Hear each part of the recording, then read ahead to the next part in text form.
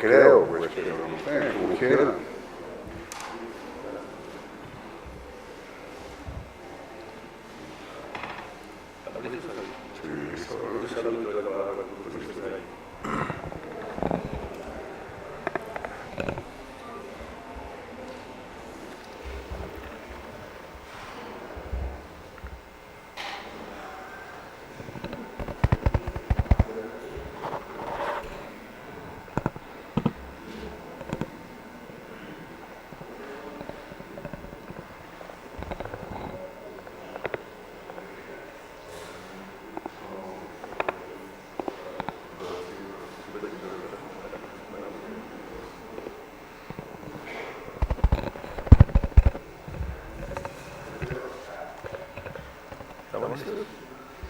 Buenas noches para todos y todas. Es muy grato recibirlos en esta, su casa, nuestra casa, la Academia de Ciencias Económicas. Hay un consenso en el país, quizá de los pocos consensos que hay, en que el tema pensional sí es un tema medular en la sostenibilidad del Estado colombiano, en la sostenibilidad presupuestaria y fiscal y también en el futuro de nuestros adultos mayores. Hay mucha controversia al respecto. Encuestas que ha hecho Fedesarrollo muestran como una gran parte de la población confía en sus familiares para cuando envejezcan. Y aunque hay diferentes propuestas de cómo enfrentarlo, nadie discute que el volumen del problema sí es una situación de suma preocupación.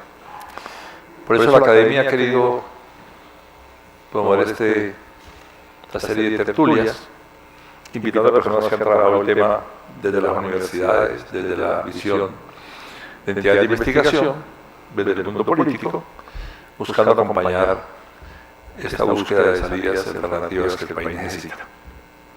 Hoy contamos con la gran presencia del doctor Zuleta, de los Andes, de nuestro amigo doctor Leonardo Villar, de Desarrollo, y va a estar la moderación a cargo del maestro y académico de esta academia, Jorge Iván González, y el comentario final de nuestro académico de número, Rubén Darío Uche.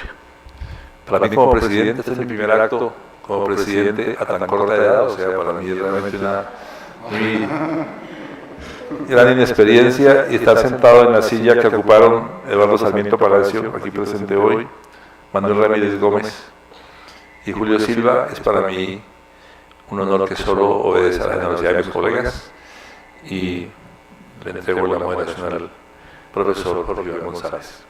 Bienvenidos todos. Muy buenas tardes también. Quiero expresarle el agradecimiento a ustedes, a los colegas, porque, como dice Beethoven, este es un tema neurálgico de la discusión, no solamente en Colombia, creo que en el panorama internacional. Y es un tema que toca todas las aristas, el punto fiscal, pero además la calidad de vida, el ordenamiento colectivo. Y entonces yo creo que para todos nosotros estos debates son cruciales. Ahora el nuevo gobierno pues también ha dicho que este es un tema central de discusión. Y afortunadamente tenemos a dos personas pues, que conocemos, que han trabajado, que han discutido. Leonardo, pues desde Fedesarrollo ha movido bastante el debate, y Fedesarrollo ha tenido una posición mucho más, a mi modo de ver, abierta que la posición que han tenido los fondos, y creo que se ha convertido en un referente la posición de Fedesarrollo en un referente importante del debate. Y por otro lado, Fernando, director del CEDE, también nos colabora desde su punto de vista. Y como dice Beethoven, pues son colegas que tienen una visión integral mucho más articulada de los problemas, y para nosotros creo que va a ser muy útil. Vamos a comenzar con la presentación de Leonardo y después con la presentación de Hernando. Bueno, muchas gracias.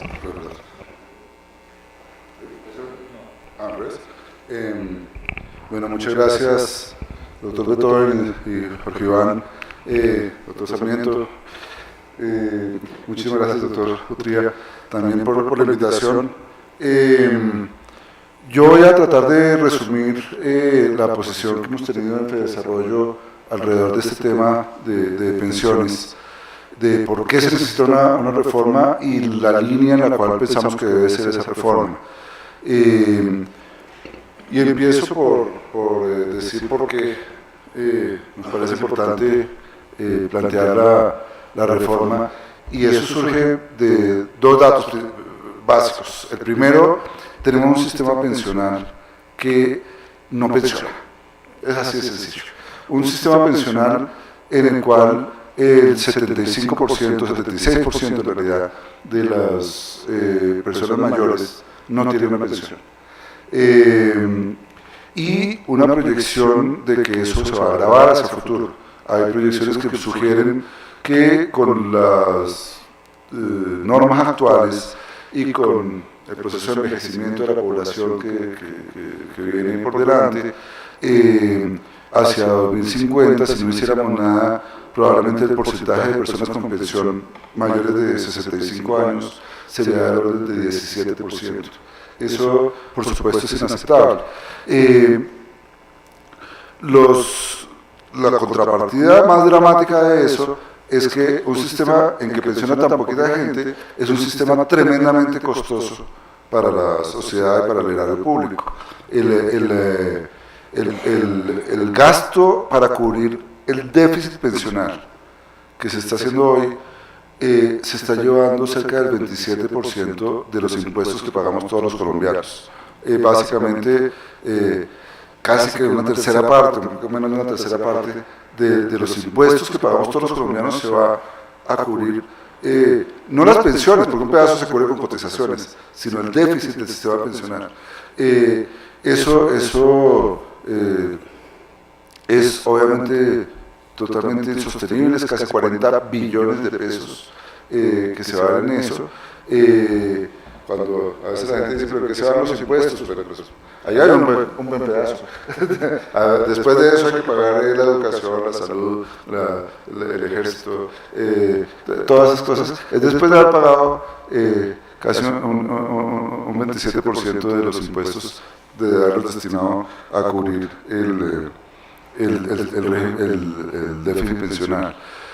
Ahora, es un sistema pensional tremendamente inequitativo, no solamente porque el 75% que no recibe pensión es obviamente el más pobre, sino porque el subsidio implícito en las pensiones es en magnitud mayor para las personas que reciben pensiones más altas. Entonces, las pensiones altas terminan recibiendo un subsidio del Estado que deteriora la distribución de ingresos. Y es un sistema en el cual hay una competencia entre un régimen público y un régimen privado que no es adecuada. Y no es adecuada por varias razones, porque en primer lugar, porque genera un arbitraje en contra del Estado, genera una escogencia en la cual típicamente termina perdiendo el Estado. ¿Cómo es la escogencia? La escogencia típica es cuando yo soy joven, cuando yo empiezo a cotizar, lo óptimo casi siempre es cotizar en un régimen privado de pensiones. Y casi siempre, con pocas excepciones, lo óptimo, si me voy a pensionar, si tengo posibilidad de pensionarme, es que para una mujer que cumple 47 años o para un hombre que cumple 52, que le faltan 10 años para la pensión, es trasladarme al régimen público. Entonces yo me meto a cotizar a un régimen privado, pago unas comisiones a ese régimen privado que supuestamente para el resto de la vida, pero faltando 10 años para la pensión, me voy también racionalmente a un régimen público para que el régimen público me dé las prebendas que surgen de ese régimen público, que son, para bien o para mal, más costosas que las que me daría el régimen privado. Entonces termino trasladándome y generando un costo enorme para el Estado, y además con una cosa que esta mañana casualmente había un seminario aquí en Bogotá, que yo no asistí, pero desayuné con un personaje que estaba aquí, que es Nicholas Barr, que es un profesor de London School of Economics, que escribió un libro con Peter Diamond, un premio Nobel de Economía, y tuve la oportunidad de desayunar con él y con Nicholas Barr.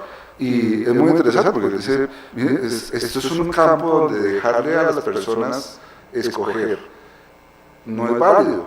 No es válido dejarle a una persona de 20 años escoger una cosa sobre la cual va a tener efectos 30 años después.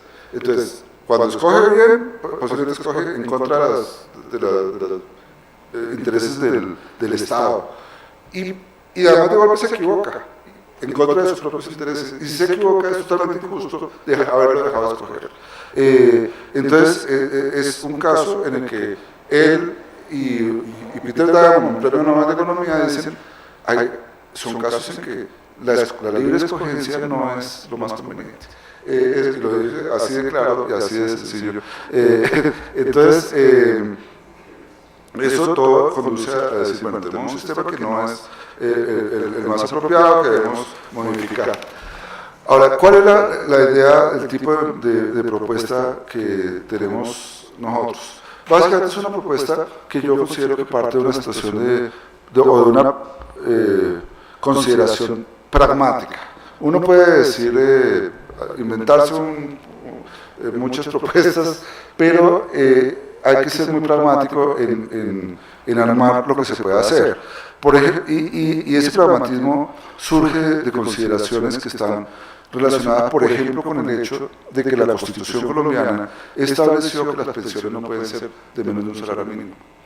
Eso tiene muchos problemas, y es parte de lo que explica que, por ejemplo, las personas que ganan menos de un salario mínimo porque trabajan informalmente no cotizan a pensiones, y entonces después llegan a la edad de pensión y no tienen el número de semanas requeridas para tener una pensión. Eso uno podría decir, bueno, entonces dejemos que las pensiones sean de menos de un salario mínimo, pero eso es cambiar la Constitución, y pragmáticamente, por lo menos, yo no veo un gobierno en el futuro próximo, digámoslo así, de los próximos 20 años, que esté dispuesto a decir, cambiemos la Constitución para que la pensión pueda ser de menos de un salario mínimo. Me parece que eso no es realista.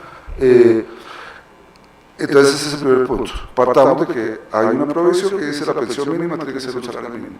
Y hay otra cosa que está en la Constitución, que es en la Constitución, la reforma constitucional del 2005, que fue permitamos que haya lo que se llama los beneficios económicos periódicos. Los beneficios económicos periódicos son un esquema que permite que las personas puedan ahorrar para pensión y puedan después obtener un pago periódico que se parece mucho a una pensión, como dirían, camina como una pensión, hace todo como una pensión, pero no es una pensión, no se llama pensión y por lo tanto puede ser inferior a un salario mínimo.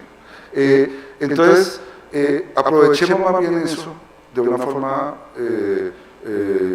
digamos, inteligente, audaz, y de golpe podemos obtener un esquema en el cual tengamos mejores beneficios para todos. Y lo tercero, tenemos un esquema en el cual la competencia entre los dos regímenes, el público y el privado, para los que están en el sistema de pensión, genera esos efectos perversos de que siempre vamos en contra del Estado. Entonces busquemos un mecanismo más bien en que los dos esquemas se complementen. En lugar de competir y de dejar a la gente escoger siempre en contra del Estado y a veces equivocándose en contra de ellos, busquemos un esquema donde sea obligatorio para todos cotizar a los dos regímenes, pero de manera complementaria. Entonces la propuesta es, en esencia, que todas las personas que trabajen deban de manera formal, deban cotizar a los dos regímenes, por el primer salario mínimo al régimen público de Colpensiones, y el excedente sobre un salario mínimo, digamos, el excedente sobre el porcentaje correspondiente del salario mínimo, sobre el 16% del salario mínimo, lo cotizan a un fondo de capitalización individual. Ahora, ¿quién le paga la pensión? Entonces ahí viene una fórmula que es básicamente la siguiente, que es un poco difícil de explicar, a veces más fácil con un gráfico, pero la trato de decir intuitivamente. Cuando yo llego a la edad de pensión, digo yo, ¿qué tengo?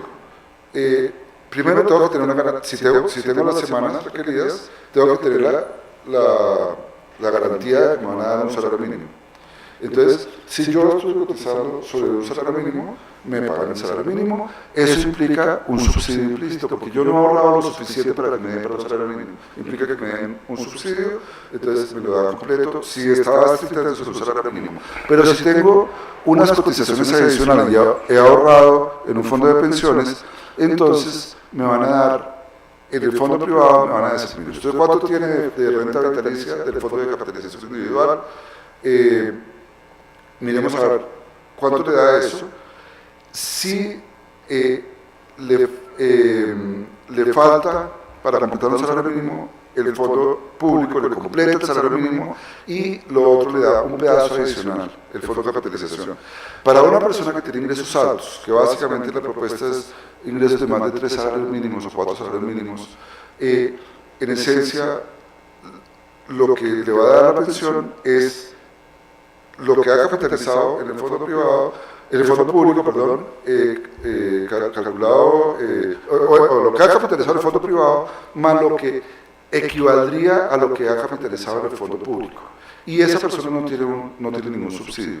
Pero una persona que está entre 1 y 3 salarios mínimos terminaría recibiendo un subsidio que le garantiza que no solamente recibe un salario mínimo, sino un poco más por lo que estuvo recibiendo, por lo que estuvo cotizando al fondo de capitalización. Esto, puesto sin entrar en detalles, ¿qué significa? Que para las personas de ingresos relativamente altos, de más de 3 salarios mínimos, se acabarían los subsidios. Se mantendrían unos subsidios en cabeza de Colpensiones para las personas que ganan entre 1 y 3 salarios mínimos. Eso es, en esencia, la propuesta desde el punto de vista del régimen contributivo. Ahora, ¿qué elementos adicionales tiene esa parte de la propuesta para el régimen contributivo?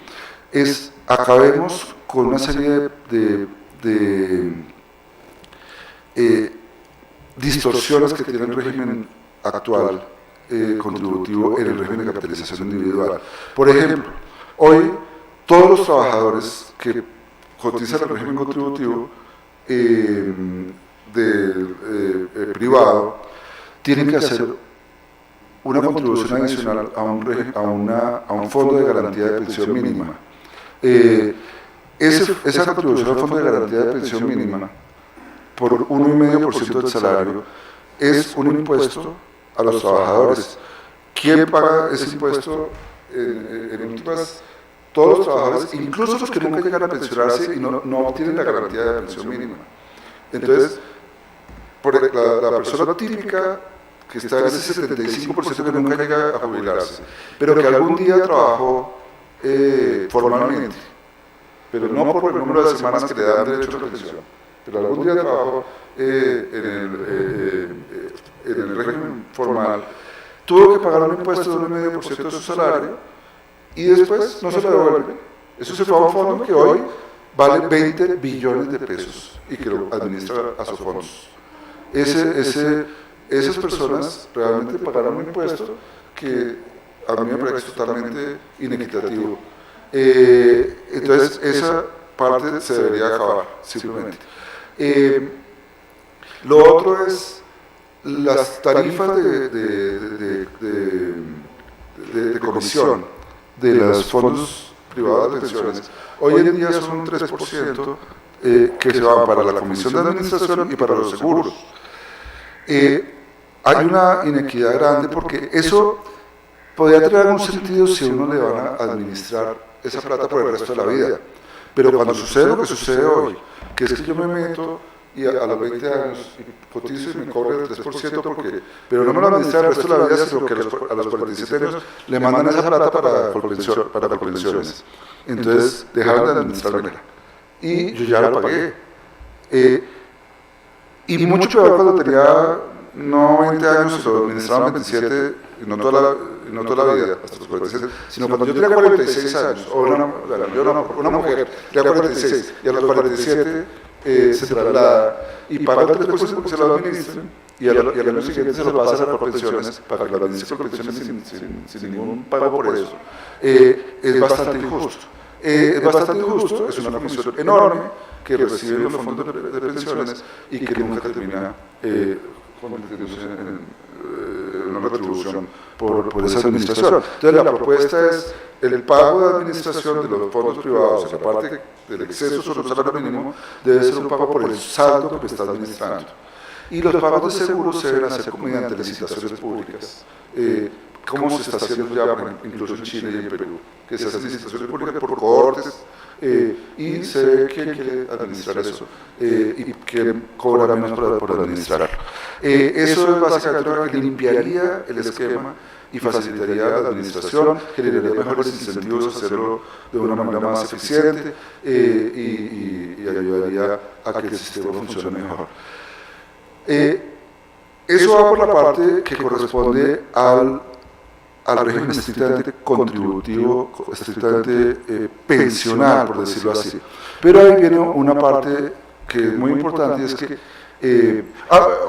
ahí eso se complementa con una propuesta que es terriblemente impopular, que el presidente y todos los candidatos además hayan dicho que no iban a hacer, y es que nosotros decimos hay que subir la edad de pensión. Yo sé que eso no me gustará, a mí tampoco me gustaría, pero creo que es absolutamente indispensable. No es por Alemania tiene la edad de pensión de 68 años y con perspectiva de subirla, y no es porque no sepan de eso, es porque cuando uno vive más tiempo se vuelve muy costoso mantener un sistema en el que uno se pensiona desde los 62 o desde los 57 años, y antes eso daba para que pagara la pensión hasta los 65 o 68 años, que era lo que vivía normalmente la persona, pero cuando ya una persona que cumplió 62 años, la perspectiva es que viva hasta los 82, 89 años, 90 años, y es muy costoso. Es decir, uno puede decir, listo, paguémoslo, pero entonces digamos, bueno, ¿cuáles son los impuestos que vamos a cobrar para poder pagar eso? Y hay que hacer la propuesta completa. Yo creo que es importante hacer el ajuste de la edad. Eso no es popular, el presidente se ha comprometido a no hacerlo, pero creo que es sano decir que se debería hacer. Ahora, el otro elemento que es muy importante de la propuesta es decir, tenemos un mercado laboral en el cual lo que acabo de plantear ayuda un poco a arreglar el problema fiscal, ayuda un poco a hacer menos inequitativo el sistema, a reducir los subsidios a los que ganan pensiones altas. Eso se puede complementar incluso con ponerle impuestos a las pensiones altas, pero no arregla el otro problema, que es el de la informalidad. La informalidad es un problema grande en la economía colombiana. Por supuesto que hay que hacer muchas cosas para irlo reduciendo, pero eso no se va a reducir del todo ni se va a acabar en los próximos 20 años, 30 años. Se va a ir reduciendo gradualmente a medida que nos vamos desarrollando. Entonces tenemos que buscar una salida para esos informales que no alcanzan a tener el tiempo de cotizaciones suficiente para tener una pensión. Entonces ahí la propuesta es, tenemos que ampliar el programa Colombia Mayor. El programa Colombia Mayor es un programa no contributivo que hoy en Colombia cubre a 1,5 millones de personas, le da un monto que les ayuda enormemente, pero les da 60.000 pesos, 65.000 pesos mensuales. Es un monto que lo increíble es, uno casi que lo ve con ridiculez y les cambia la vida. Ahora, si eso se pudiera aumentar al doble, a 120.000 pesos, que es la cuenta que hacemos nosotros, ayudaría muchísimo más nosotros creemos que no se puede avanzar mucho más que eso sin una reforma tributaria muy dura. Entonces, se puede aumentar hasta algo del orden de 120.000 pesos, se puede complementar como se hace hoy en día por aportes de la ciudad. Por ejemplo, en Bogotá, hoy Bogotá pone una plata y entonces en Bogotá, aunque eso se complementa el programa nacional, Bogotá complementa con otros 40.000 y le da más o menos 110.000 pesos cada uno. Si eso se complementa con los aportes de la ciudad, se puede aumentar más y eso es interesante. Pero la otra parte de la propuesta tiene que ver con que en adición a eso de Colombia Mayor, se puede manejar un programa de BEPS, de contribuciones a BEPS, que consiste básicamente en lo siguiente: es un esquema de ahorro, hoy es voluntario, nosotros lo que decimos, eso debe ser obligatorio para muchos tipos de contratos, por ejemplo los contratos a destajo, los contratos en que no corresponden a un salario mínimo porque son por producto pagado, por cosecha, por ejemplo, por recolección de cosechas. Entonces se debería obligar a que el contratante pague un porcentaje y eso vaya a un fondo. Ahora, ese fondo debe ser un fondo que no se puede retirar, es solamente para pensión. Pero parte de la manera de hacerlo así es que pueda complementarse con lo que uno ahorra en el régimen contributivo cuando de vez en cuando trabaja en el sistema formal. Es muy típico que una persona trabaja a ratos formal, a ratos informal. Alguna época de su vida trabajó formalmente y ahorró en un fondo privado de pensiones o cotizó a Colpensiones. ¿Qué le pasa a esa persona que ahorró en Colpensiones o en un fondo privado de pensión? Que cuando llega la edad de pensión y no le alcanzó la plata, no le alcanzó las semanas para que le dieran una pensión, a esa persona le dicen, le devuelvo la plata. Colpensiones le dice, le devuelvo la plata actualizada por la inflación, pero sin interés. Y él cotizó sobre 16%, y bueno, le calculamos que el 3% era para comisiones y el 13% se lo calculamos como si lo hubiera cotizado, se lo actualizamos por inflación y se lo devolvemos. Típicamente le dan unas miserias de devolución que no corresponden porque no le están pagando los intereses, y los intereses de toda una vida es mucha plata. En los fondos privados, que repite mucho lo que acabo de decir, pero no dicen la otra parte, es que le devuelven con intereses, pero no le devuelven los aportes al fondo privado de pensiones, perdón, al fondo de garantía de pensión mínima, al 1,5% que ya mencioné antes, eso no se lo devuelven, y tampoco le devuelven la parte de seguros y de comisiones que correspondería al resto de la vida, que supuestamente debe cubrir lo que ellos habían pagado. Entonces, ¿cuál es la propuesta? Que eso no se pueda devolver en sentido estricto a la persona, sino que esos montos capitalizados con sus intereses deban ser siempre trasladados, incluyendo la parte del Fondo de Garantía de Pensión Mínima, que proponemos abolirla, trasladados a un fondo de BEPS que se convierta en una renta vitalicia. Esa renta vitalicia, con un subsidio, que hoy está diseñada con un subsidio de 20%, pero en realidad es un subsidio que está mal diseñado. Cuando uno lo mira en detalle, se paga el 20% sobre los aportes. Entonces, una persona que aportó cuando joven, le cuenta lo que aportó cuando joven, sin actualizarse a los intereses que obtuvo durante la vida. Ese subsidio debe ser sobre el valor capitalizado en el momento de la pensión. Y si se paga, si eso se convierte con ese subsidio de una renta vitalicia, puede dar un monto que, sumado a Colombia Mayor, represente un aporte realmente interesante para todas las personas que no tienen una pensión. Un aporte que sería equivalente a algo más que lo que da Colombia Mayor. Muy probablemente no daría una pensión de salario mínimo, pero sería una contribución importante que cambiaría la vida de muchas de esas personas que hoy no obtienen una pensión. Entonces, esto complementa la reforma del régimen contributivo y es básicamente lo que hace la propuesta que estamos haciendo nosotros. Creo que es una propuesta integral, es una propuesta que consideramos que no hace magias, pero es interesante para hacer menos regresiva y menos pobre, digamos, la cobertura de este sistema. Muy gracias, Fernando. Bueno, muchas gracias por la invitación. Estoy muy honrado de compartir mesa con tan ilustres economistas. Mis reflexiones van a ser bastante más generales que las de Leonardo. Leonardo lo que plantea es una propuesta detallada y específica de modificación del régimen pensional colombiano. Mis reflexiones van más hacia qué es un sistema pensional y cómo llegamos a donde estamos.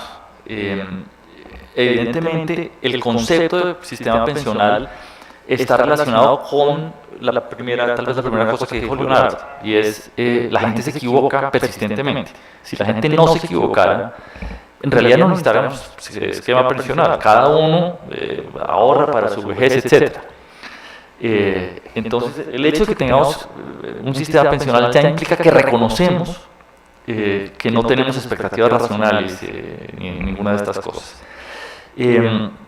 Ahora, en su origen, casi siempre el sistema pensional es un sistema pensional de reparto simple, y es lo que se ve en muchas naciones, en particular en las naciones europeas. Recientemente, hace ya años, en Europa, la gente está preocupada con el sistema pensional fundamentalmente por el cambio en la distribución de la población, la distribución demográfica, digamos, la pirámide poblacional. A mí me tocó estudiando muchos debates sobre el caso español.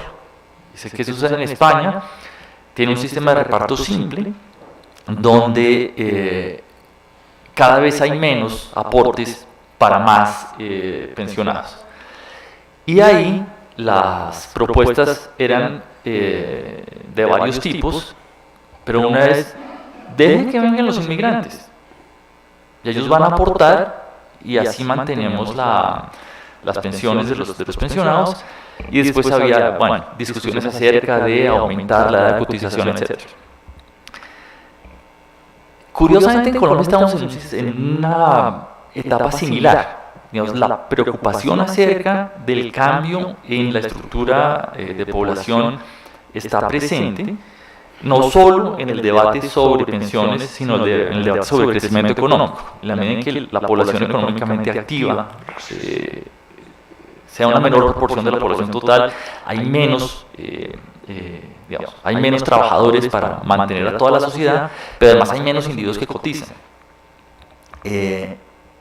Aquí mi comentario cada vez que oigo esto es, ok, si tenemos un mercado laboral que se está apretando, eso debería implicar mayor formalización, ¿cierto? Básicamente, si estamos cortos de oferta laboral, una mayor proporción de la población debería estar entrando en el mercado formal. Claro, eso no sucede automáticamente, pero ese es el tipo, básicamente, para atacar el problema del crecimiento, pero también para atacar el problema de pensiones, lo que necesitamos es más trabajadores en el sector formal. Y ahí aparece una tensión, volviendo solo al tema de pensiones, y es la tensión está en los incentivos a la formalización y la universalización de los beneficios pensionales. ¿Por qué? Digamos que Leonardo ahorita mencionaba cifras, la poca gente que se pensiona en Colombia, con la dificultad de que en general los que deberían estar pensionados son personas que ya no tienen, digamos, el vigor, la energía, las posibilidades de trabajar activamente. Entonces, desde un punto de vista, digamos, de justicia social, tal vez la propuesta más interesante sería una renta básica universal para individuos de la tercera edad, que garantice que nadie de la tercera edad va a caer por debajo del límite de pobreza.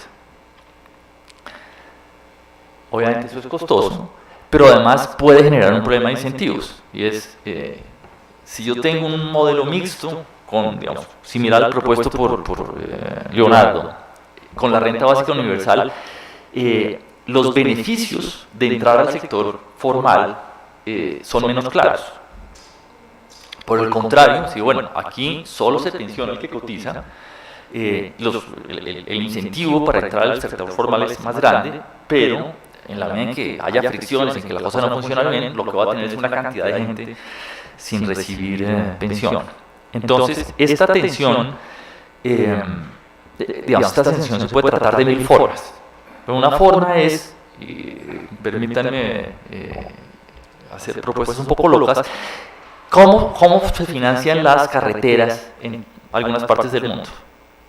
Algunas partes con peaje, pero en otras partes con impuestos. Uno no paga la carretera cuando lo está usando, sino el recaudo tributario paga las carreteras. Uno podría pensar en un sistema pensional de esas características. Son los impuestos me pagan el sistema pensional. De hecho, en la medida en que nos comportamos como agentes racionales, podemos percibir que los aportes a las pensiones son un impuesto. Entonces, la diferencia es que cuando desamarramos el impuesto del beneficio, tenemos más margen de maniobra para tener un esquema distributivo mejor. Digo que es una propuesta loca y nunca la voy a hacer. Simplemente es una de las opciones que uno tiene para acercarse al problema.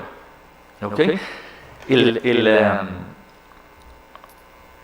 Ese sistema, digamos, acabaría con el problema, con la tensión entre incentivos y justicia, ¿cierto? Porque desamarramos el aporte de la pensión. El otro problema es, bueno, el problema fiscal. Y es, ese sistema nos cuesta un jugo de plata, ¿cierto? Y necesitamos una reforma tributaria. El problema es que el sistema que tenemos actualmente también nos cuesta un jugo de plata. Y no hacer nada, no hacer ni esta reforma ni ninguna otra, implicaría una reforma fiscal, una reforma tributaria para mantener el sistema.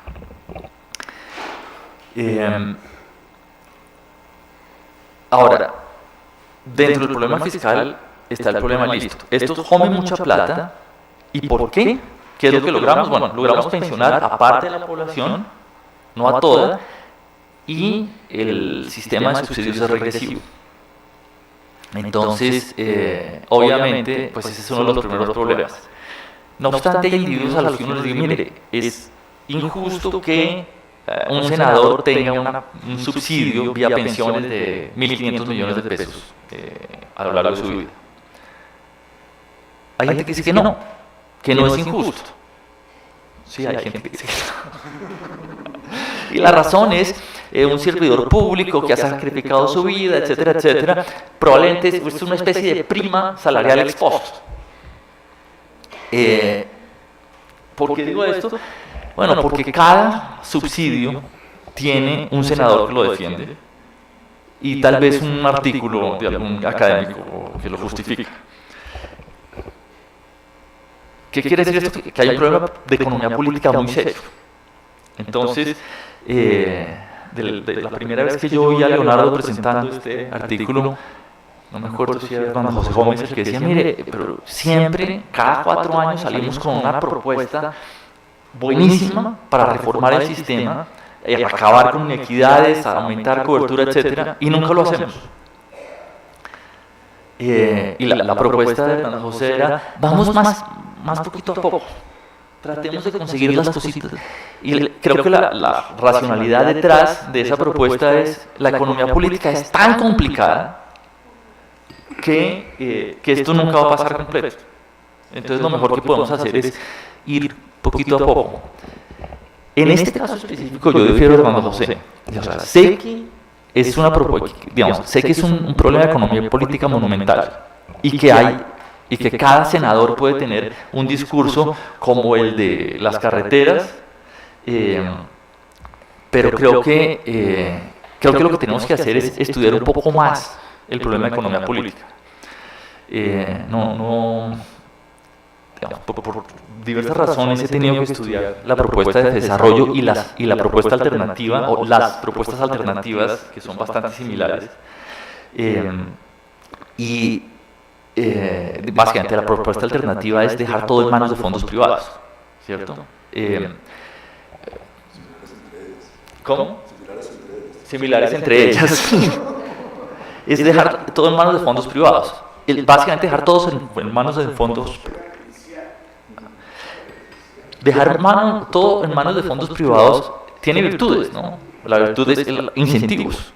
Y es, si usted quiere pensión, usted cotiza y no hay salida, ¿cierto? Pero entonces se resuelve la tensión yéndose a un extremo. El problema de justicia social se hace complejo, sobre todo porque no tenemos nuevamente un mercado, no tenemos mecanismos para formalizar a todo el mercado laboral. Creo que la propuesta de desarrollo resuelve de alguna manera esa tensión.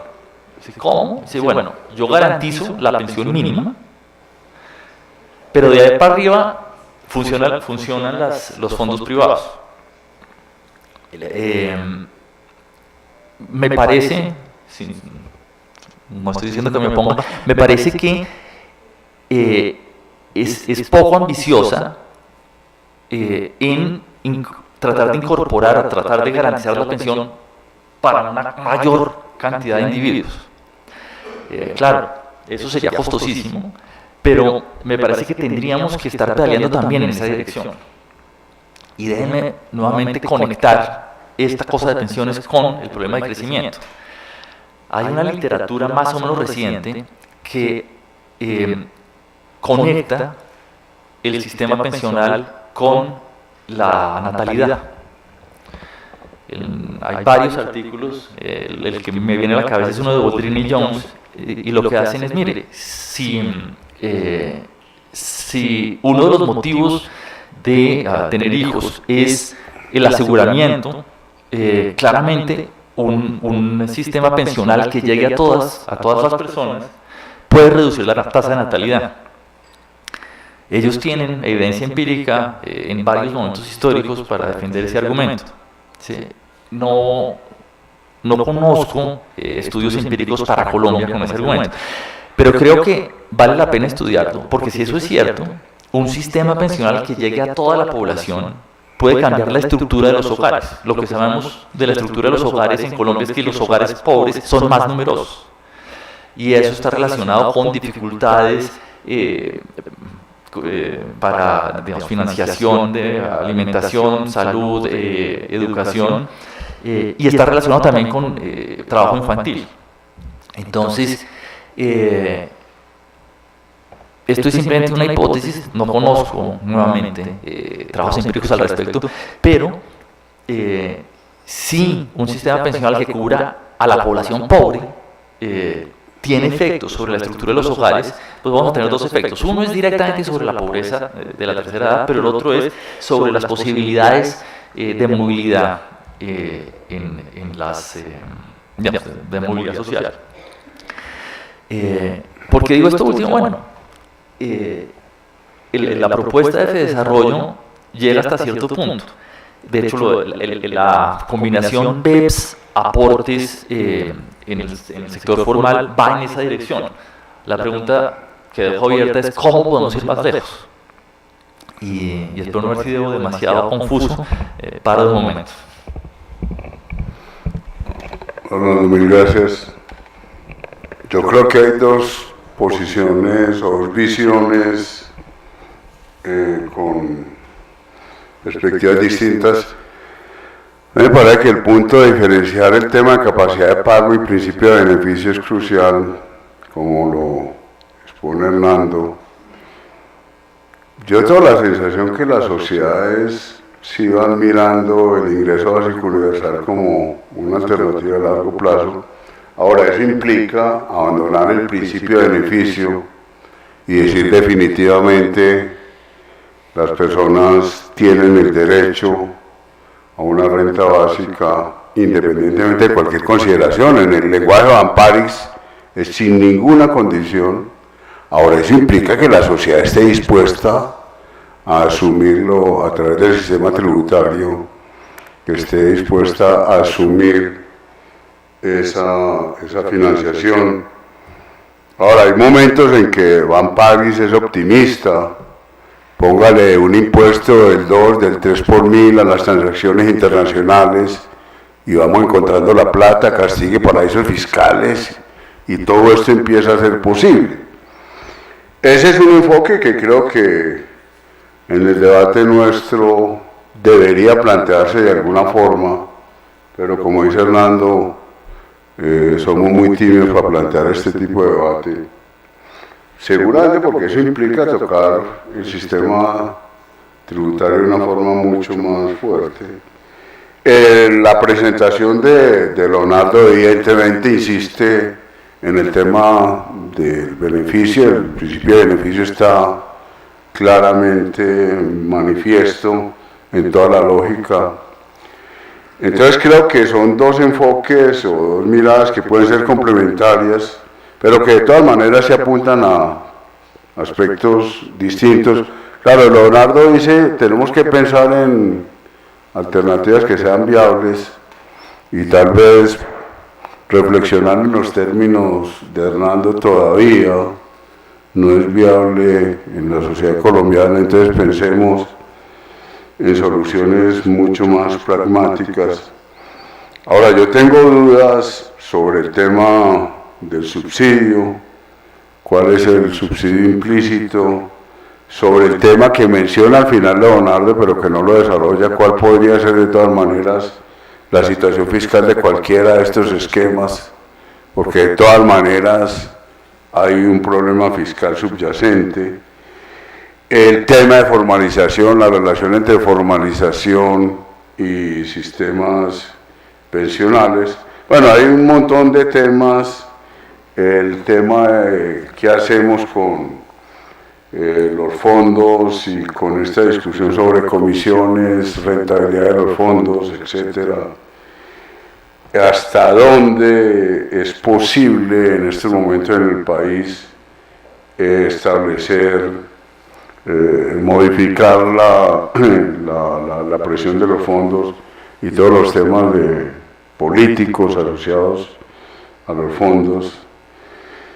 Creo que son puntos muy complicados, apasionantes. Claro, Leonardo dice qué hacemos con las comisiones, qué hacemos con los 20 billones del Fondo de Garantía de Pensión Mínima. Esos son debates durísimos. Yo me imagino que los debates, en el momento en que se planteen, y digo, son debates mucho más inmediatos, pero yo sí creo que ese tipo de debates hay que asumirlos. El tema de la edad, yo también creo que tenemos que avanzar hacia unos planteamientos paramétricos. Entonces, bueno, hay un montón de temas que todos sabemos que son muy enredados. Yo no sé si Rubén quiere hacer algún comentario antes de darle la palabra a los asistentes. Sí. Siempre que se trata de un tema de estos, y si se hace en el plano académico, deberíamos no solo quedarnos en las soluciones, que en este caso son todas difíciles, y yo creo que no hay solución. La primera pregunta que uno tiene que hacerse es, ¿por qué pasó esto? ¿Cuánto pasó? Porque en planificación del desarrollo tenemos un principio básico. No podemos, dice ese principio, no podemos pensar en soluciones mientras no tengamos una percepción precisa de la naturaleza y las causas del problema. Si aplicamos este principio, tendríamos que ir un poco más a fondo de simplemente las propuestas y deberíamos ahondar un poco en hechos como este. Un país en las condiciones de atraso y subdesarrollo no está en condiciones de garantizarle a su población, a su sociedad, una vejez digna. En eso hubo un olvido no voy a decir que fue una intención premeditada, pero sí hubo un olvido. Entonces estamos ahora ante un hecho cumplido que es muy similar, por ejemplo, a otros problemas como el del medio ambiente. Nos embarcamos en la euforia del desarrollo y no nos dimos cuenta que había un planeta que finalmente nos iba a cobrar la cuenta. Pues ahora este problema también, la sociedad nos va a cobrar la cuenta. Entonces yo sí invitaría a los expositores a navegar en digamos, en esta situación de dudas, hasta dónde van las posibilidades, por qué llegamos a esta situación. Y más o menos sabemos que hay unas de fondo. Por ejemplo, con nuestro nivel de desarrollo y aún peor, en nuestro nivel de atraso histórico, político y económico, ¿tiene esto solución? Segundo, si la tiene, ¿cuáles podrían ser las posibilidades? Entonces yo dejaría esa invitación para pensar sobre eso. Entonces, si quieren, abrimos Eduardo.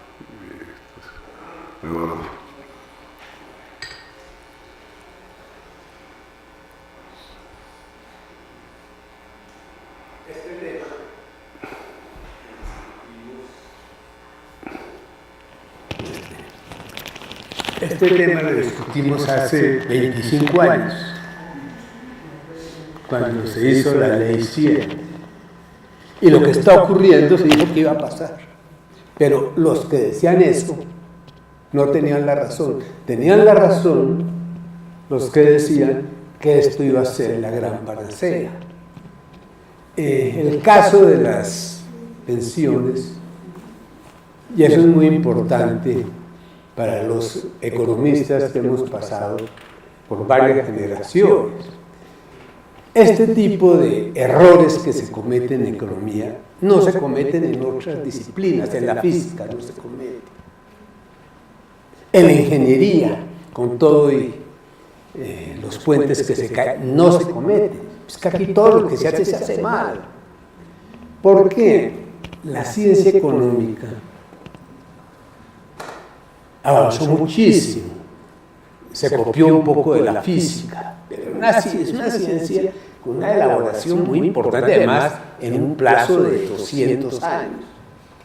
Pero tiene un problema con relación a la física, y es que no tiene laboratorio. Hace 25 años, cuando hacíamos el debate en el cual yo participé abiertamente sobre eso, hay muchos artículos. En los Andes me decían, no te metas más en ese tema, porque eso te va a costar duro. Que no, pero si aquí estamos ante una situación de una enorme gravedad, y es que vamos a hacer una gran transferencia de recursos para los grandes cacaos y para los grandes dueños del capital del país. De manera que aquí por lo menos hay que dejar clara la constancia. La primera cosa, había un engaño. Decían que el sistema privado de pensiones iba a generar mayores beneficios que el sistema público, que era una mentira técnica de unas magnitudes espectaculares. No sabían de qué estaban hablando, pero eso se impuso. La gente iba a los fondos privados de pensiones porque la gente le decía que rentaban más que los fondos públicos. Eso era una mentira y la profesión nunca dijo nada. Era una estafa a la gente, que hoy en día se reconoce. En el caso de la Escuela Colombiana de Ingeniería, por ejemplo. En la Escuela Colombiana de Ingeniería hay toda clase de evidencias de que los intermediarios iban, les hacían cuentas y les decían, ustedes ganan más con el sistema privado.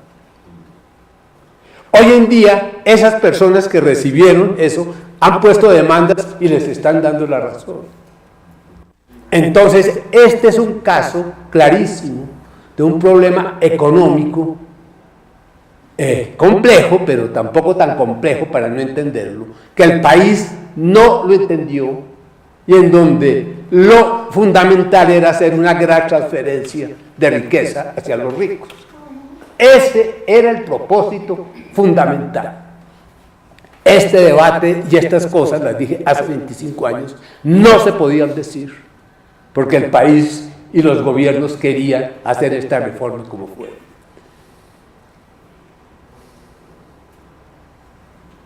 Entonces, ¿qué tiene usted? Que pasó el tiempo. Una de las cosas que yo decía hace 25 años, clarísimamente, es el sistema público da más que el otro, por simples razones de balance, porque tenemos el llamado ahorro generacional generado por las pensiones, que le da a usted más ahorros que las cotizaciones privadas. Es algo que resulte de la solidaridad. Por ahí hay un premio Nobel que dice que ya descubrió eso cuando es lo más elemental del mundo. Eso era clarísimo. El sistema pensional genera un ahorro generacional, porque usted cuando abre una cuenta, usted está entregando un ingreso para dárselo a otras personas, a cambio que en el futuro hagan igual para usted. Eso es un ahorro generacional, que nadie lo entendió hace 25 años. Era lamentable. En el debate, yo diciendo, señores, el fondo privado de pensiones va a generar menos que el público. La gente me dice, usted es un idiota. Cuando el sector privado hace mejor las cosas que el sector público. Que no, esto no es cosa de gobierno y de sector privado, es cosa de aritmética, de interés compuesto, y es lo que no han entendido. Por ejemplo, el caso de Clavijo, que hoy en día está en el debate, él era una de las personas que decía que el sistema privado generaba más ganancias que el público. Pero era tan fuerte la ofensiva que matemáticos y personas educadas cayeron en la trampa.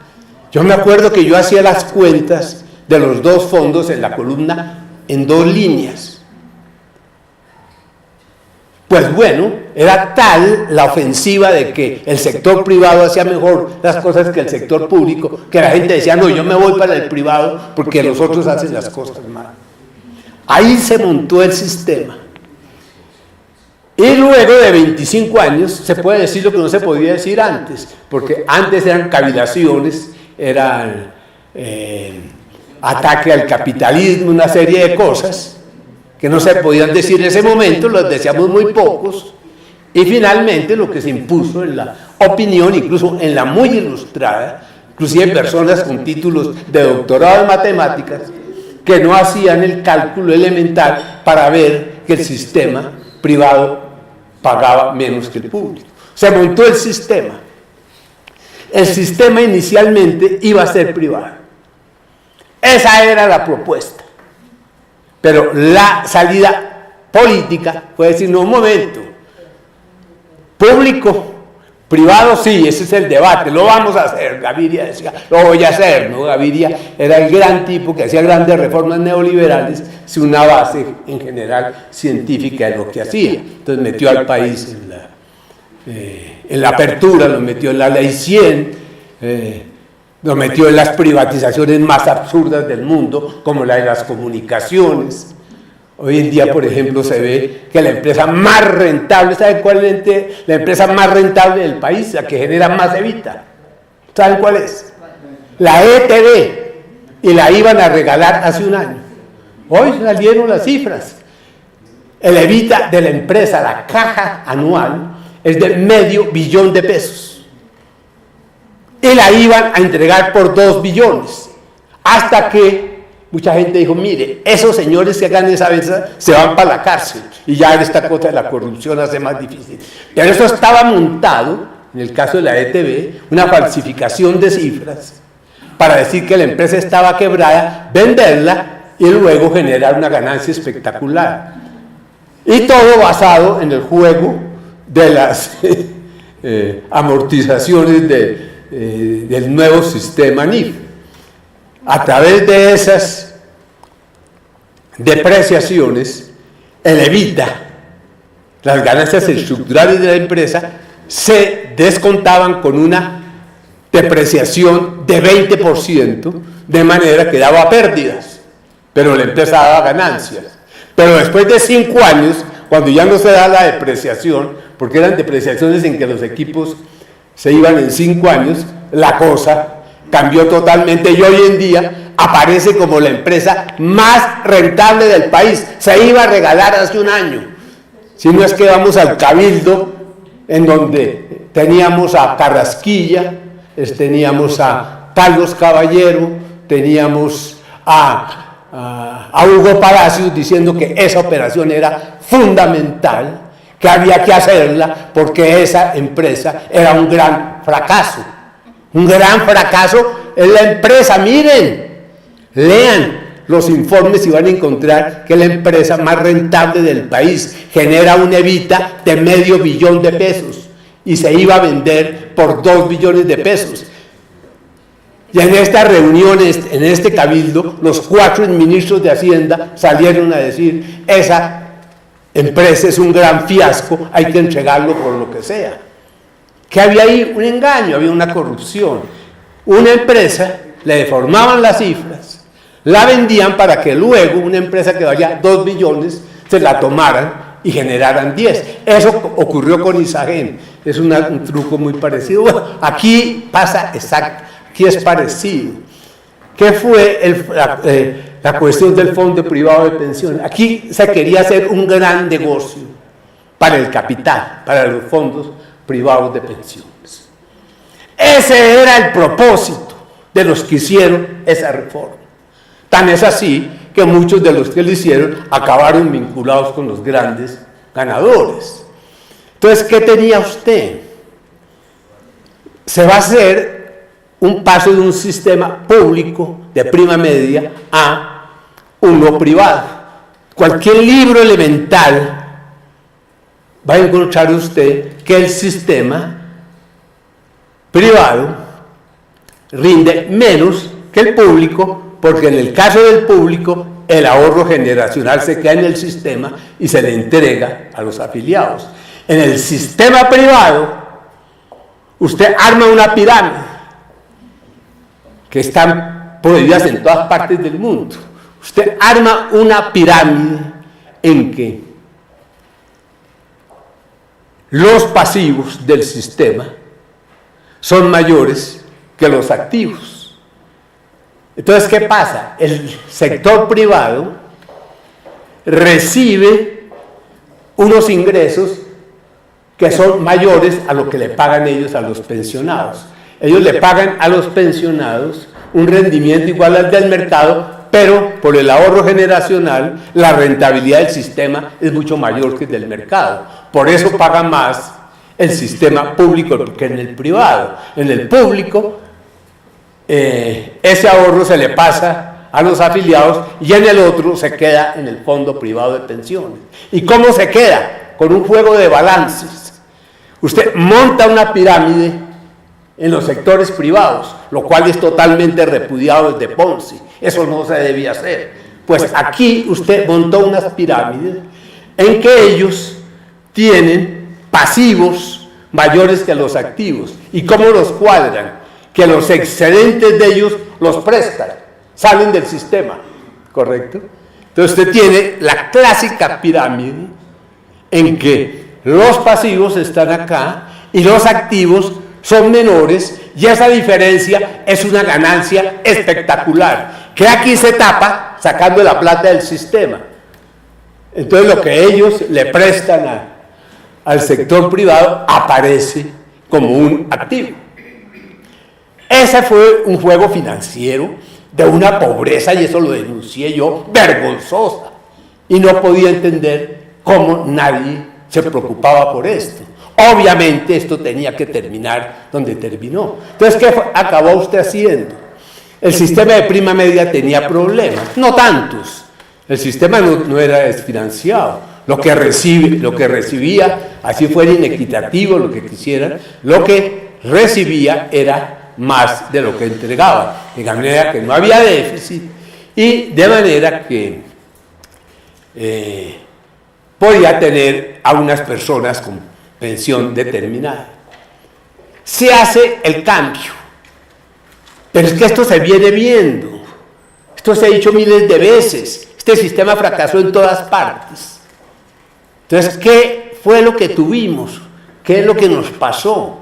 Que usted toma el ahorro generacional con el argumento de que el sistema es inequitativo. Usted dice, vamos a pasar a un sistema privado que es equitativo, porque era lo que se decía. El sistema público es inequitativo porque le da más subsidio a los ricos que a los pobres, lo cual era cierto, pero la solución no era coger ese subsidio y mandárselo a los fondos privados de pensiones. Entonces, ¿qué es lo que tiene usted en este momento? Y eso es lo que no se está diciendo. Sí, al pasar del sistema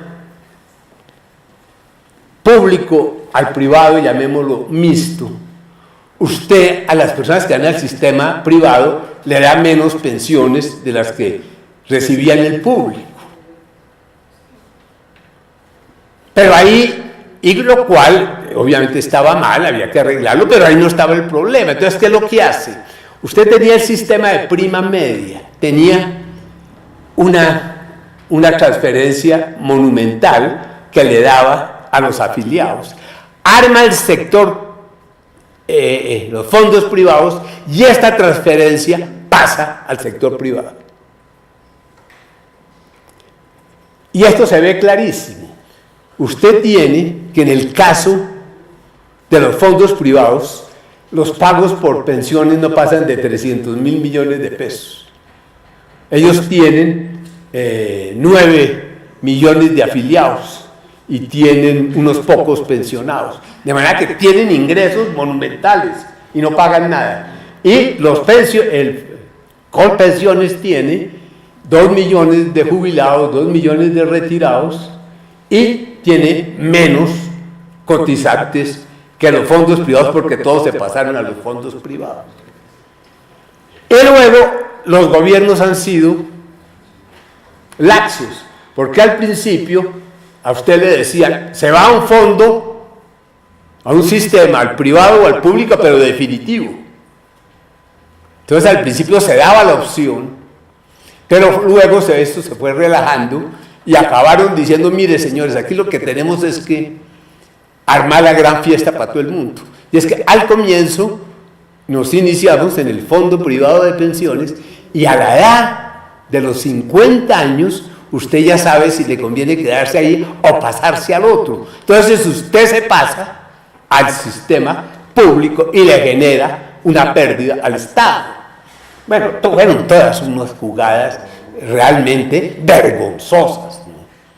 Y todo para hacer esta transferencia al sector público. Entonces usted tiene que el sistema genera un déficit, no le pongamos los 40 billones, pongámosle 25, porque 15, 25 billones que de dónde surgen, que usted tiene que mantener a los fondos privados de pensiones. Ellos reciben un montón de plata y no pagan nada, y lo sacan como préstamos que quedan como activos de sus empresas. La gente dice, no, ellos lo único que cobran son comisiones. Sí, cobran comisiones, pero tienen unas deudas en los activos. De manera que eso sí todavía no me lo han podido a mí explicar. No, que ellos son comisiones. ¿Cómo así que no? Ellos tienen unos monumentales desplazamientos de recursos que aparecen como activos de ellos. Entonces, ¿de quién es esa plata? ¿Quién es el que va a recolectar esos préstamos? Pues aparecen como activos de los fondos privados. Entonces, usted lo que tuvo acá fue un juego realmente en contra del interés nacional. Sí, tiene usted todas las inequidades del sistema, tiene subsidios en favor de los ricos que nunca han debido existir. Eso se ha debido corregir adecuadamente, no hace 25, sino hace 50 años, eso no se ha debido haber hecho. Pero luego, lo que usted hace con la ley 100 no es corregir eso, sino con el cuentico que usted va a hacer equidad, lo que hace es una gran transferencia en favor del capital, en donde usted ve la inequidad clarísimamente. Los fondos privados de pensiones tienen 8 millones de afiliados, de 8 millones de cotizantes, y no tienen pensiones. Entonces todo les entra y lo ponen como un activo en los balances. Y el gobierno, como ya no tiene los ingresos, porque esos pasaron a los fondos privados de pensiones, tiene que mantener 2 millones de pensionados, y eso lo hace con un déficit o con una partida presupuestal de 25 billones de pesos. De manera que aquí lo que tenemos es una monumental transferencia de los contribuyentes a los fondos privados y al capital nacional. Esto se anunció hace 25 años, se advirtió. Aquí termino porque un poco vine para eso, porque yo sabía que no se iba a mirar el pasado, entonces yo les voy a complementar un poquito el pasado. Entonces ya termino. Yo sé que esto no se debe decir, esto son cosas que no, pero voy a terminar acá, simplemente ya refiriéndome un minuto a esto. Esta propuesta sí es una mejoría, pero ese es lo que llaman el tercer pilar, pero eso es marginal, doctor, porque esto no lo puede usted hacer para todos, esto lo va a hacer usted para los nuevos. Lo que usted hizo, el error, esa plata ya se perdió. Usted no va a recolectar, usted no va a conseguir de nuevo, no va a tener devolución de las grandes ganancias que le dio a los agentes privados. De manera que la deficiencia del sistema durante 25 años, eso ya se perdió. Y ustedes saben que las leyes colombianas son muy duras en materia de derechos adquiridos. De manera que esta propuesta, que puede ser mejor que lo que existe, pues corrige algunos de los elementos, pero es marginal, doctor. Esto no corrige el monumental transferencia, esto no corrige los 40 billones de pesos del presupuesto nacional. Entonces, ¿a dónde voy yo? A decir que llegamos tarde a las soluciones. Esto se ha debido haber hecho hace mucho tiempo. Lo que pasa es que este era un tema vedado, no se aceptaba que nadie pudiera hablar sobre esto. Esto se tapó durante mucho tiempo y hoy en día ya les tocó asumir la realidad, en parte porque los hechos son más contundentes que las palabras, y el mal está hecho, y eso no se le ha dicho al país. La impresión es que usted hace estos cambios y se resolvió el problema. No, el daño, el error conceptual monumental le significó al país pérdidas de grandes billones y billones de pesos. Eso no se va a corregir. Esta propuesta, si bien es una mejoría, es marginal. Probablemente se va a aplicar únicamente para los nuevos cotizantes y se manifestará en 25 años. De manera que al país hay que decirle claramente que aquí se cometió un gravísimo error conceptual en materia económica, que ese daño le costó al país muchos y muchos billones de pesos, y que lo que se haga ahora no pasará de ser marginal. El daño ya se causó, ya generó los daños, ya hizo la transferencia en favor de las personas más pudientes del país, de manera que ahí está el problema, y desde luego les pido excusas por haberme extendido, pero quería dejar en claro que aquí hubo...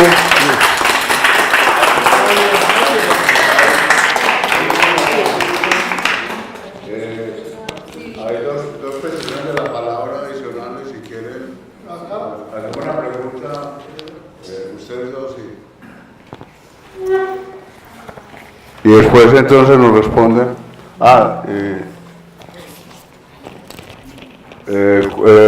Bueno, 2 preguntas y después los colegas, y después nos vamos para este lado. Sí. Buenas noches. Mi nombre es Luis Mauricio Benay y me pueden encontrar como Le Grand Savant o el Gran Savant. Bueno, estoy de acuerdo con lo que dice el profesor. Bueno, sí, lo conozco desde hace mucho tiempo, por supuesto. Pero lo que dice el profesor Subieta, ¿sí? Zuleta, perdón. Y con lo que dice el profesor Villar también en algunas cosas. Creo que se puede arreglar las cosas a diferencia. Yo haría lo que hacen algunos países europeos, no les gusta hablar, pero son el referente de uno. Nacionalizo los fondos y las gestiones que han hecho se llevan su dinero y lo otro lo retornan, se acabó. Y volvemos a arrancar, porque ¿qué va a pasar en 25 años, como decía el profesor? En 25 años, ¿sabe cuánta gente se va a ir al paro por las nuevas tecnologías o por los robots y todo eso? ¿O van a dejar de trabajar? ¿Cómo las van a mantener? La única solución es creando que la gente reciba un salario permanente. ¿Para qué? Porque tú generas mercado con eso. O sea, al final el salario es para que vayan y compren la papita a la esquina. Sí, para que paguen impuestos. O sea, hay que crearle un valor. Y el valor es, lo que hacen los economistas es copiar lo que hace la naturaleza, o sea, toda una estructura donde todos comen, pero resulta que hay unos que se llevan más que otros, en la naturaleza eso no pasa, ¿sí? Y ahí están esos desequilibrios es los que hay que ajustar. Entonces, ¿cómo se ajustan cuando dentro de un poco de tiempo va a venir un problema dado por la tecnología y la nueva, y toda esa gente que pensamos que va a cubrir y va a generar valor, a lo mejor no puede generar ese valor porque lo hacen las máquinas, entonces habrá que enseñarles nuevas cosas. ¿De dónde va a salir ese dinero? ¿Por qué no eres cotizante? Pues no es cotizante porque si la persona vivía en otro país y viene después de los 50 años, seguramente le va a decir, usted no puede cotizar sino con el privado, no con el público. Ah, pero yo quiero estar en el público. Ah, no, porque el privado no quiere. O sea, a ver, esto es ilógico, ¿sí? Otra de las cosas que creo que son ilógicas y que tendrían que tener en cuenta, o sea, si yo quiero cotizar, pero resulta que a mí para cotizar tengo que tener una cuenta de ahorro o una cuenta bancaria donde el banco se está llevando el 30% por intereses y ese 30% es anual. Cuando en un país desarrollado que ahora son de la OCDE, que pertenecen a la OCDE donde pertenecemos ahora, se llevan a máximo el 3 anual. El 3 anual, aquí se llevan el 2.3 mensuales. Le ponemos 5 punticos y es lo que se llevan al año y no están quebrados. Están buscando una solución para mantener el sistema. Entonces, ¿qué plantear ahí? Porque aquí no es plantear cosas que son interesantes, que corrigen las cosas ya, sino que tenemos que planificar para corregirlas hacia futuro. Y si no hablamos de crear un salario integral y único para todo el mundo desde que nacen hasta que mueren, que trabajen o no trabajen, ya eso es una estructura que habrá que definir, ¿sí? Y que se puede conectar con lo que el profesor Villar hacía, pero yo lo conectaría con una cosa que se llama gamificación, o sea, en la medida que yo trabajo gano una serie de puntos o beneficios y logro obtener cosas. ¿Qué opinan ustedes de eso? Sí, aquí. Gracias. ¿Así está bien? Bueno, mi nombre es Bernabé Pérez. Ex economista, ex trabajador, ex todo ya, o sea, pensionado, ¿no? Con una modesta pensión, pero eso es una gran cosa, ¿no? Como lo estaban comentando ahorita el doctor Leonardo Villar, ¿no? Para mejorarle la condición a la tercera edad, ¿no? Que aquí hay una buena proporción, está aumentando esa población, ¿sí? Bueno, yo diría que a esas propuestas institucionales que hasta ahora se vienen manejando, pueden tener viabilidad, pero a eso hay que invertir las cosas, invertir la pirámide, ¿no? Como decirlo, porque si no, pues nos tocaría no solamente complementar el sistema público con el privado, sino con la eutanasia, más bien. O sea, que los pobres, los más pobres, se mueran más pronto, ¿no? Y convencerlos que si quieren tener una vida digna, mínimamente decorosa, pues tienen que vivir menos tiempo, ¿no? Y si llegan a la edad de pensión, pues en lugar de vivir 20 años más en la extrema pobreza, pues vivan 5 o 10 y pueden vivir mejor, ¿sí? Y se les pone una prima, y se les puede poner una prima al final de la eutanasia para que le deje algo a sus nietos, ¿no? Esto que estoy diciendo pues, puede sonar muy raro y feo e indecoroso, pero es para que pues no tengamos que llegar a esa situación. O sea, nadie quiere llegar a eso. Entonces yo creo que lo que hay que hacer es lo contrario, fijar primero los propósitos o los objetivos. Allá el profesor nos recomendaba la teoría del desarrollo y de la planeación. Primero uno tiene que saber a dónde quiere llegar, fijarse el propósito. Entonces a eso hay que fijarlo y no dejarlo ahí suelto como una lotería a ver, ¿no? Y finalmente eso queda a favor de los que son más poderosos, que sí manejan los negocios, y los que no, pues son los que terminan perdiendo, ¿no? o ganando más poquito. Entonces el sistema hay que corregirlo. Una idea que se nos puede ocurrir así, o a mí también, es eso, nacionalizar el sistema pensional, volver al sistema privado, volverlo al público, integrar los dos, ¿sí? Y que se complementen, pero en manos del Estado, ¿sí? No de los politiqueros, no, el Estado desde el punto de vista de una concepción seria, y en un país que acaba de ingresar a la OCDE, en donde eso obliga a que el país se vuelva serio, y el Estado se vuelva serio, y las instituciones, y que la población civil o la sociedad civil toda vigile, seamos más educados para poder vigilar nuestros intereses. Entonces, para terminar, fijar los objetivos y cómo cumplirlos. Ejemplo, ¿cuánto tiene que crecer la economía? Hay que fijarle un crecimiento económico anual por 20, 30, 40 años. ¿Cuándo vamos a cumplir esto de que entonces si no queremos la eutanasia, entonces apliquemos la norma de que la gente muera cuando Dios quiera, ¿no? Que es lo que cristianamente muchos aceptan, ¿no? O cuando las EPS decidan también, podemos poner la intermedia, que sean las EPS las que decidan hasta cuándo vive una persona, ¿sí? Y con certificación y todo. Yo creo que hay que buscar la solución intermedia, ¿sí? Porque si dejamos eso que hasta cuando Dios quiera, pues entonces la gente va a vivir cada vez más tiempo, ¿sí? Pero tiene límite. Entonces hay que planificar qué es lo que queremos aplicar aquí, ¿sí? La eutanasia, o que la gente muera hasta cuando Dios quiera, o que las EPS o otro organismo que resuelva eso, ¿sí?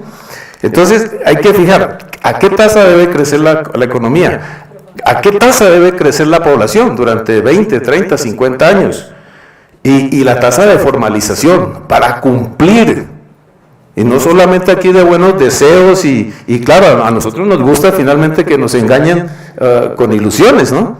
Y después no hay garantías de que eso se cumpla.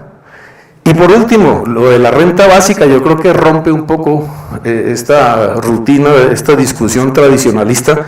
Fijar una renta básica universal, no solamente para empezar con los de la tercera edad, o sea, los que llegan a la vejez, por decir a los 60, 62, 65 años, también para los desempleados, para los discapacitados, etcétera. O sea, pero eso no se puede cumplir ya, porque la oligarquía de este país, los empresarios van a decir, no, eso no hay plata para eso, y los gobernantes también. Bueno, pongamos unos objetivos, fijemos los objetivos y pongamos unas metas. ¿Cuándo podemos empezar a cumplir con esto? ¿Y con qué monto? Dentro de 10 años, dentro de 20 años, empezar a pagar una renta básica universal. ¿Y cómo vamos a hacer? O sea, eso es planificar. Y tenemos que decirnos la verdad. Bueno, toca aumentar las cotizaciones, toca alargar la edad para pensión, toca reducir un poco la mesada, y así, hasta aceptamos eso. Pero fijar los objetivos y fijar los medios, cómo cumplir esos propósitos. Gracias. ¿Qué hacemos? Porque es que si cada intervención, o sea, tiene que dar de un minuto para que... ¿Quién más? para que podamos oír los comentarios de los colegas. Entonces, no sé, Anderson, un minuto, menos 10 minutos, pues. La pregunta concreta, o si no, pues no aprovechamos a Hernando y a Leonardo. Buenas noches, Alberto Moreno Quiñones. 3 puntos. Cuando en la época de los principios de 2000 el debate era ¿qué pasa con las monedas? Y se sabía que las pensiones a algunos los conquistaban era para que las invirtieran en dólares y las sacaran del país, vía Gran Bretaña o algunas otras.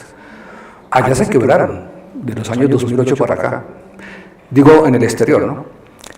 Y esa gente pues no se sabe a qué les respondieron en sus pensiones.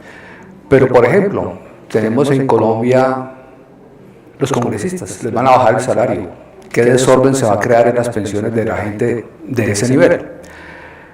Pero para el simple ciudadano común, el que viene de Venezuela, amigos míos me han dicho, allá se perdió todo. Yo no sé, la gente no vuelve a saber qué pasó con sus pensiones. Y se nos decía la vez pasada, casi 7 millones de personas las que viajaron a Venezuela en años pasados. Quizás se devuelvan, quizás la mitad. Las cifras de esa inmigración no se certifican. Aquí el DANE dice que van a ser casi 1 millón.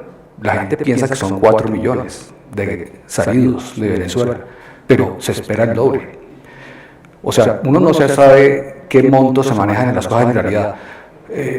Sí, hay que afinar las cosas. Y en lo actuarial, uno no se sabe si creerle a las aseguradoras, si creerles a los fondos, si creerles a tanto funcionario que quiebran las entidades y se van, ¿no? O sea, son muchas cosas. Gracias.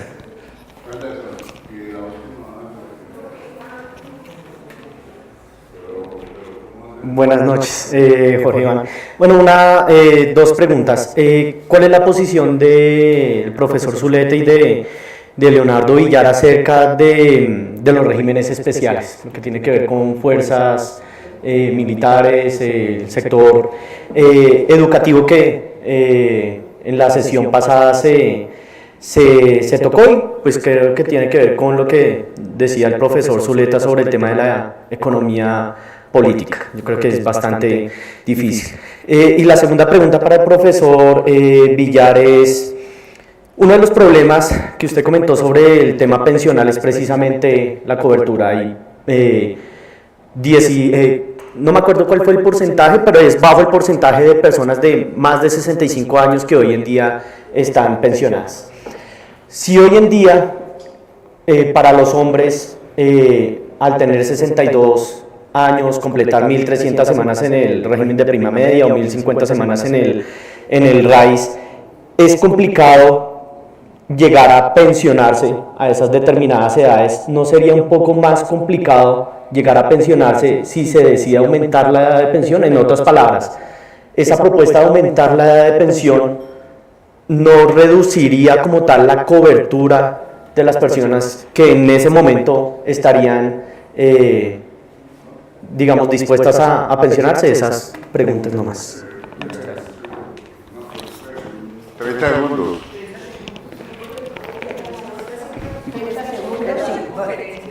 A ver, ante todo, hacerle un reconocimiento al profesor Sarmiento, porque yo vine a estas conferencias precisamente para saber la versión 25 años después.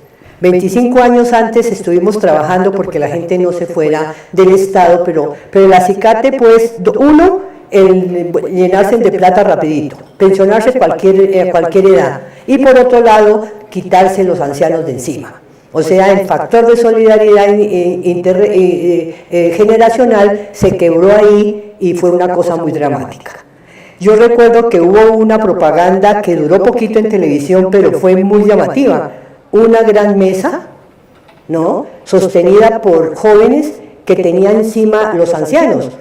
Y entonces los jóvenes que dijeron, quitémonos los ancianos de encima, y se acabó el cuento. O sea, el problema de la solidaridad quebró también el sistema. Pero yo diría que para discutir el problema actual hay necesidad también de añadir otros elementos. Muchos pensionados, yo no sé cuántos, pero deben ser muchos, los que sostienen hoy a los hijos, que no encuentran empleo. Los jóvenes han vuelto a su casa, a la casa de los padres, con nietos y todo, y son sostenidos por los pensionados. Ese es un elemento que debería tenerse en cuenta para la valoración de cuánto es el déficit y cuál es el daño que se ha hecho. Y por otro lado, si no hay una propuesta de formalización del empleo, ¿dónde están los aportes para sostener las pensiones actuales y las futuras? O sea, aquí habría que ver cuál es el problema laboral cuando toda la gente, los jóvenes sobre todo, son hoy provisionales, contraticos, van a tener que trabajar por lo menos 50 años y eso, para poder formar un ahorro. Y el otro es acabar con el criterio de que esto es un costo y que como que es un beneficio de los pensionados, pero resulta que es que nosotros duramos ahorrando 40 años. Y ese es el retorno, o sea, el Estado tiene una deuda con los pensionados, porque las reservas del Seguro Social fueron despilfarradas por el sector financiero, ¿no? Y por otro lado todo el efecto que hubo frente al problema de las privatizaciones. Entonces, en conclusión, los pensionados, esos que son privilegiados, están sosteniendo la nueva generación y la tercera generación, los hijos con los nietos que han vuelto a la casa y viven de la pensión del padre porque no hay empleo estable, no hay un ingreso estable, y ese es un déficit que habrá que analizarlo, porque es un elemento que no se ve. Que entonces el problema de la pensión es que es una carga. No, señor, es la devolución de mis ahorros de toda la vida. Gracias, Leonardo, no sé.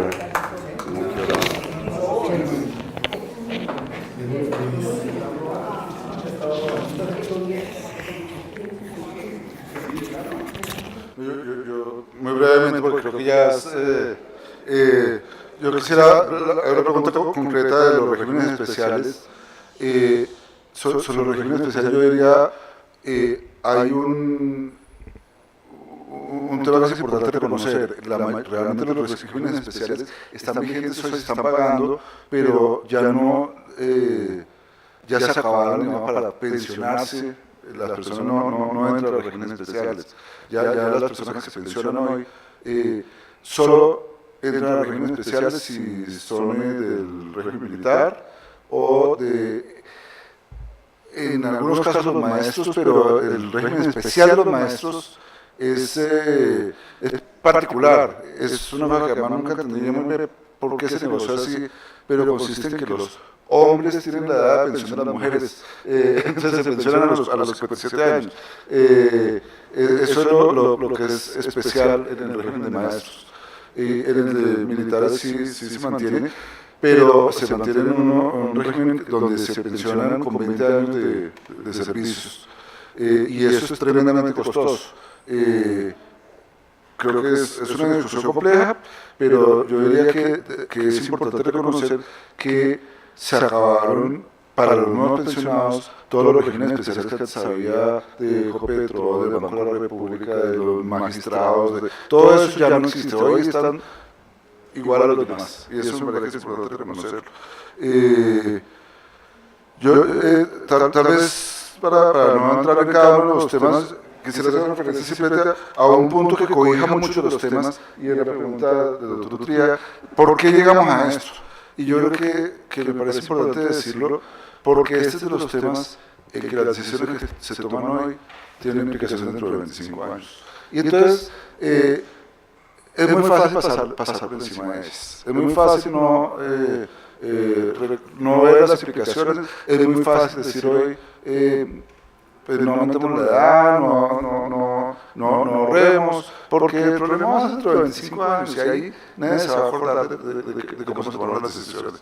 Entonces me parece que el hecho de que las implicaciones sean de largo plazo hace que no sea un tema prioritario para los gobiernos. Si este gobierno toma una decisión hoy, no va a haber mayores beneficios. Los beneficios los va a haber el sucesor del sucesor, o más lejos todavía.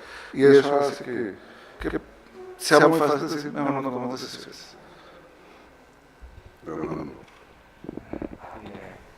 Bueno, hubo muchos comentarios en muchas direcciones. Yo también me quiero referir, bueno, primero una de las cosas que decía el profesor Sarmiento, valga decir, cuando se debatía lo de la ley 100, yo era alumno del profesor Sarmiento en la Universidad de los Andes, y puedo dar fe de que esa era su posición entonces. Creo que por el asunto de derechos adquiridos, cualquier cosa, cualquier reforma que se haga va a tener efectos en el mar, digamos, hacia adelante. Dicho de otra forma, todos los presentes vamos a estar bajo el sistema actual y mis hijos probablemente interpretarán el sistema que propone Leonardo.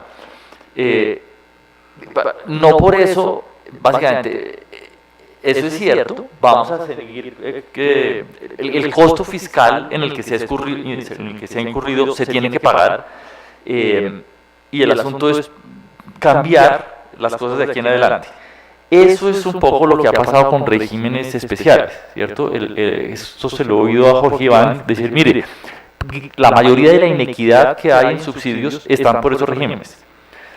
Pero esa reforma ya se hizo, digamos. Esos se están marchitando y el resto de la inequidad es a lo que ataca la reforma de desarrollo, pues aplicará hacia adelante.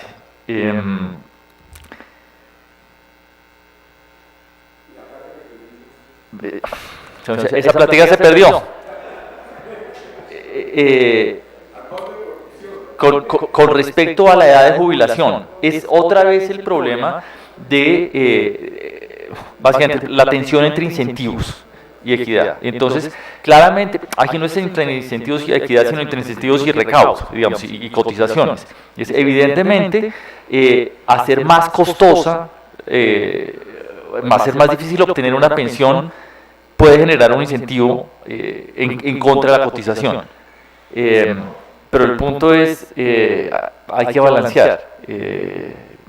Mi primera reacción siempre es, bueno, pensemos fuera de la caja.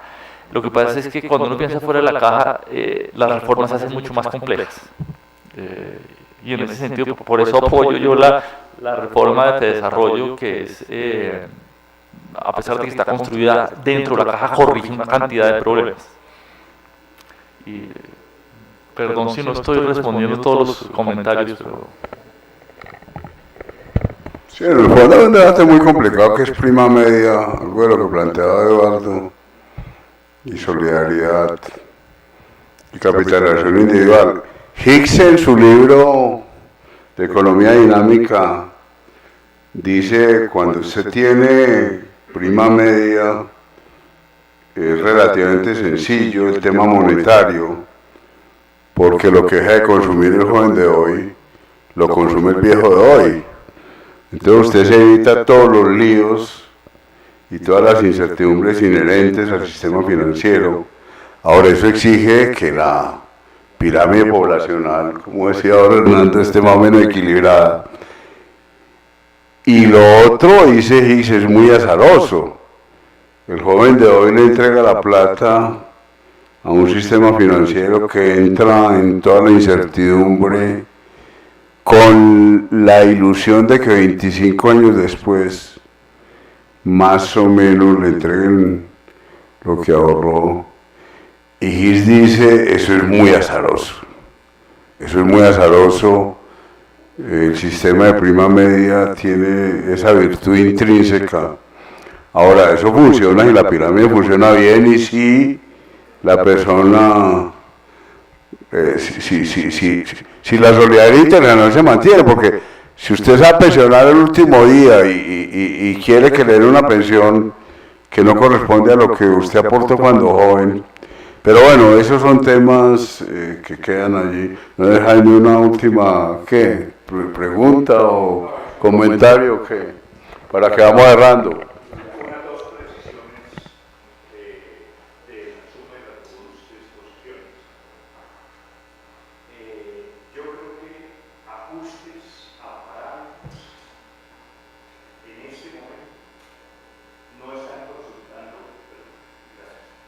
Están consultando qué fue lo que pasó con las reformas que se hicieron a inicios de este siglo.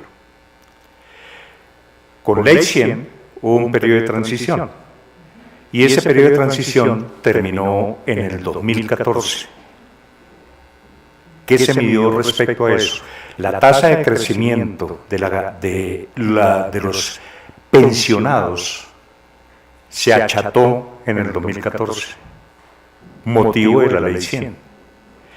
Y la Ley 797 del 2002 introdujo unos ajustes de condiciones de semanas de cotización, al igual que el acto legislativo del 2005. Los impactos de esos dos ajustes ocasionaron unos exigencias de condiciones y una disminución de beneficios. La pregunta para los economistas juiciosos que están haciendo análisis de comportamiento es: ¿cuál es el efecto de esas reformas sobre la tasa de crecimiento pensional? Eso no se ha hecho. No estoy diciendo que regresemos al régimen como tal. Estoy diciendo que no se han medido los impactos de esos dos procesos posteriores a la Ley 100. Y la tasa de crecimiento, de lo que sí es claro, y eso lo dijo el informe de mediano plazo del Ministerio de Hacienda, lo advirtió, lo dijo, la tasa, el ritmo de crecimiento comenzó a ser más lento, Eso en primer lugar. En segundo lugar, hago una anotación con respecto a lo que no se dijo en las exposiciones, pero que es fundamental. Y eso es gracias aquí a mi vecino, que me hizo acordar. Los dos regímenes, los dos sistemas, tanto el de ahorro individual como el régimen de prima media, en Colombia están generando subsidios. En todos los tramos generan subsidios. Y esos cálculos los tiene muy claros Leonardo en FEDesarrollo. Lo que pasa es que hay unos tramos de niveles pensionales que el subsidio es mucho mayor que en otros. La pregunta es: ¿a partir de qué? De la propuesta de FEDesarrollo o unido a lo de Don Paris, que se está haciendo en Canadá, que es el mismo proyecto, que es en alguna forma, sin decirlo igual, es la propuesta del Banco Mundial, la de los pilares. En últimas son ajustes, arreglos que se pueden hacer, pero la inquietud es con respecto a eso, hay cosas que se han construido y que darían pie a que sí se hiciera eso. La pregunta tiene varias directrices. Uno, y ustedes lo dejaron como inquietud, ¿cuál es el impacto macroeconómico? Eso no está claro. Lo que sí es claro es que usted no se puede trabajar en forma separado un sistema de aportes, de cotizaciones, con un sistema tributario. Los tienen que unir. Porque finalmente las formas de las tendencias que vienen mostrando las transformaciones del mercado laboral obligan a que sea más de política fiscal en su conjunto que de política laboral, por la estructura misma que está mostrando el mercado laboral. De lo contrario, si no se hace así, ya Carrasquilla nos lo advirtió, estamos en el ingreso medio los que tenemos que aportar, es decir, todos los que estamos acá y los que están afuera vendiendo dulces, estamos en el último decil. Vamos a tener que aportar como tal. Claro, nos igualó a lo de Carlos Sarmiento, ¿no?